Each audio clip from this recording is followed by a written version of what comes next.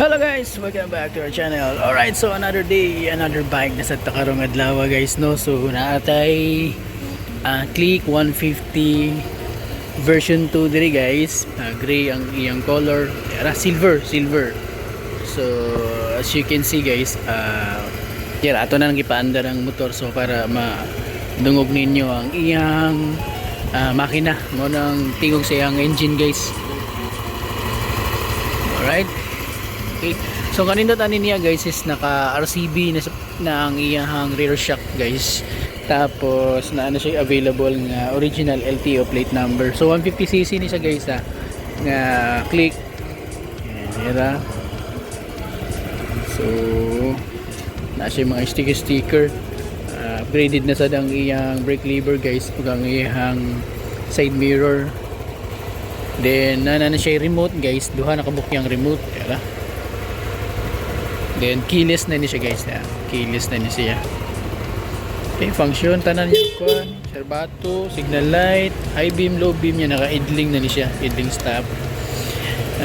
Issue lang niya guys is kaning iyang seat cover na ay buslot, siguro sa iring na siya.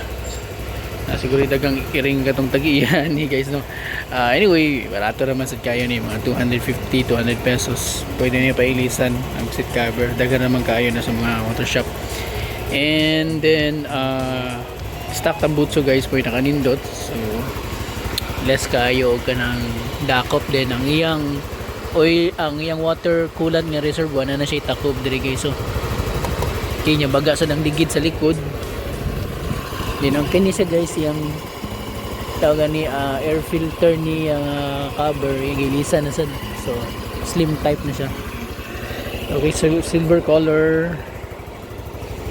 Ang kanindot niya guys is kompleto tanan papeles na siya, ORCR, date of sale, and syempre nakarehistro pasad ang motor. So typical nga gas and go na ni siya guys.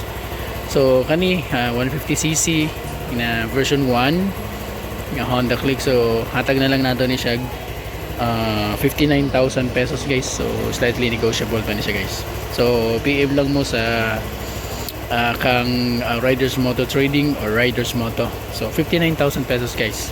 Sulit na si kayo ni. Thanks for watching.